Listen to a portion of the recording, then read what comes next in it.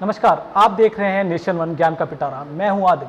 ज्ञान के पिटारे में आज हम आपको ऐसे हमले के बारे में बताएंगे जो पिछले काफ़ी दिनों से भारत में हो रहा है। लेकिन घबराने की ज़रूरत नहीं है, ये हमला किसी विदेशी सेना के द्वारा नहीं किया जा रहा है। इस हमले के बारे में बताने से पहले नज़र डालते हैं आज की सुर्खियों पर। यूएई ने कोरोना का संकट देखते हुए पाकिस्तान से आने वाली फिलहाल सभी फ्लाइटों पर पूरी तरह से रोक लगा दी है। पाकिस्तान के कराची में स्टॉक एक्सचेंज में बड़ा आतंकी हमला, चारों हमलावर ढेर होने की खबर। वहीं शिवराज कैबिनेट का कल होगा विस्तार। दिल्ली के मुख्यमंत्री अरविंद केजरीवाल 12 बजे प्रेस वार्ता करेंगे। उत्तराखंड में कोरोना के मामले 2823 हो गए हैं। वहीं कोरोना से अब तक यहां 38 लोगों की जान जा चुकी है। अनलॉक 1 से चली आ रही देहरादून में 2 दिन की बंदी को अब पूरी तरह से खोल दिया गया है। बात करते हैं देश की। देश में पिछले 24 घंटों में कोरोना के 19,459 मामले सामने आए हैं, जिससे देश में कोरोना मरीजों की संख्या 5,49,197 हो गई है। कोरोना से अब तक देश में 16,487 लोग अपनी जान गंवा चुके हैं। विश्व में अब तक ये संख्या 1,02,49,460 हो गई। वहीं 5,04,466 पूरे विश्व में इस महामारी से अपनी जान गंवा चुके हैं। अब बताते हैं आपको उस हमले के बारे में जिसको जानकर आप हैरान हो जाएंगे कि वो कौन सा हमला है देश पर हो रहा है, और इस हमले से ज्यादा पैनिक होने की जरूरत नहीं है। देखिए ये रिपोर्ट।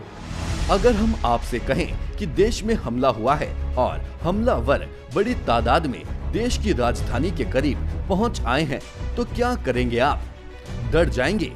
घबराइए नहीं, खबर सच्ची है मगर पैनिक होने वाली नहीं। एक कहावत है, कीड़ों की तरह दुनिया में आबादी बढ़ती जा रही है। ज्यादा तीतर ना बनो, कीड़े की मौत मारे जाओगे। क्या इतना आसान होता है कीड़े को मारना? लगता तो नहीं।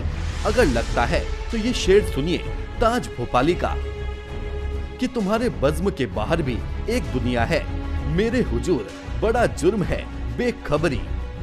जी हाँ, हमारा इशारा किस तरफ है ये समझना शुरू कर चुके हैं आप। हम बात कर रहे हैं लोकस्ट अटैक की, जो बीते महीनों से खबरों में है। क्या है ये बवाल? शुरुआत कहां से हुई? क्या है उपाय? कैसे होगा खात्मा? हम बताएंगे। साल 1915, जगह ऑटोमन।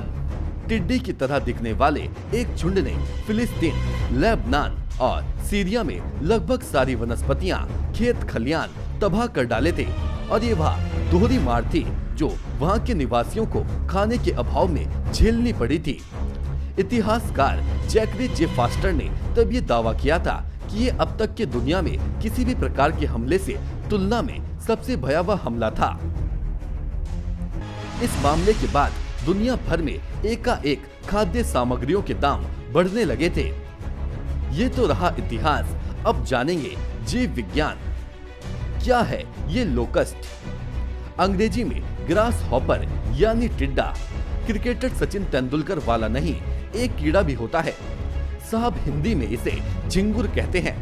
इन्हीं दोनों की बिरादरी का एक और है जिसके चर्चे हैं। लोकस्ट आमतौर पर रेगिस्तान वाले इलाकों में पाए जाते हैं। कैसे अलग हैं ये बाकी दोनों से, तो समझिए ये बहरूपिया है।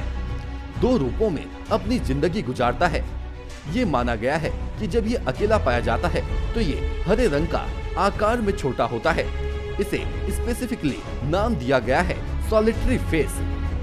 दूसरा, अगर ये झुंड में नजर आए, मौसम मिजाज इसके अनुकूल हो, यानी बारिश हुई हो, जमीन गीली हो, पेड़ पौधे उग चुके हों, तो जनाब ये विकसित हो जाता है। हाँ, हम मजाक नहीं कर रहे हैं, न ही ये फिक्शनल कहानी है।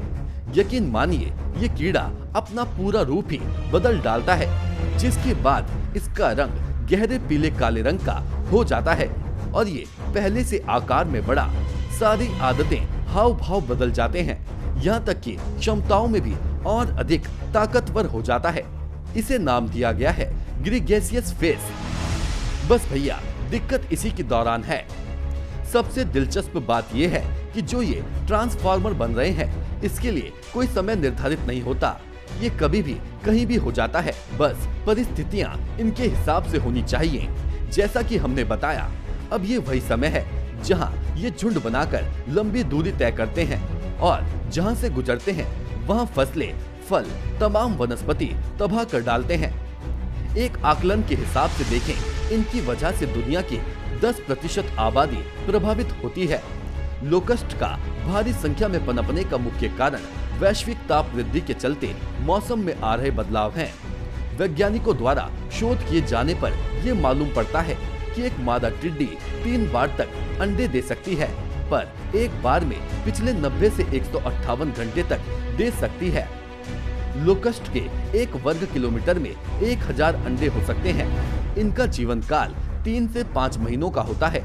नर लोकस्ट का आकार 60 से 75 mm और मादा का 70 से 90 mm तक हो सकता है। संयुक्त राष्ट्र के फूड एंड एग्रीकल्चर ऑर्गेनाइजेशन के अनुसार इनकी रफ्तार 16 से 19 किलोमीटर प्रति घंटा होती है।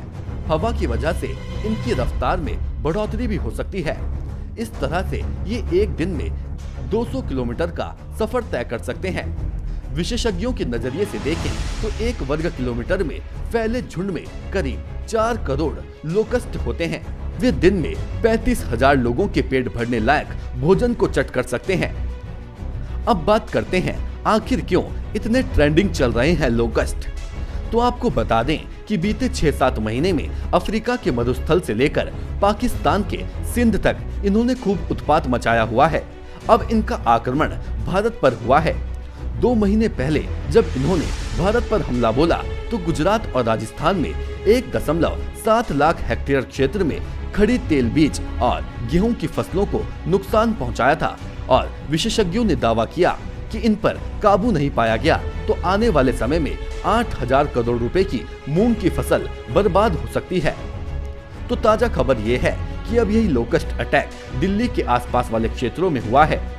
गुरुग्राम में किसान इनके आगमन से चिंतित नजर आ रहे हैं। जाहिर सी बात है कि महामारी के इस दौर में एक और आफत गले पड़ जाए तो माथे में लकीरें आना स्वाभाविक है।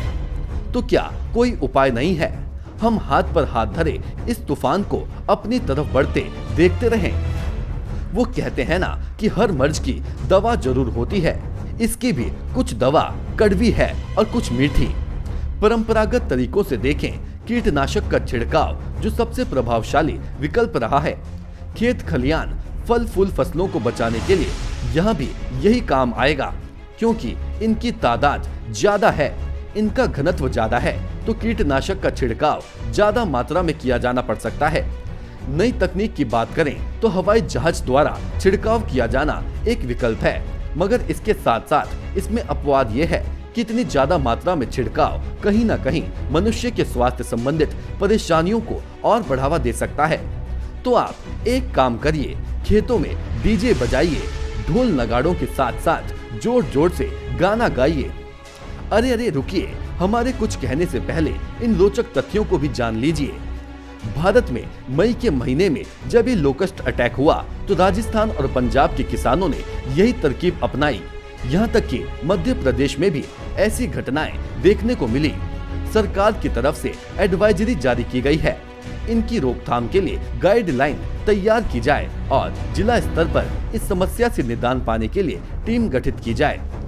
बहरहाल देखना अब ये है कि ये टीमें खेतों में जाकर गाना बजाना करती हैं या कुछ नए तरीके इजाद करती है, जिससे इस आक्रमण से फसलों को और देश को विचित्र विपदा से बचाया जा सके।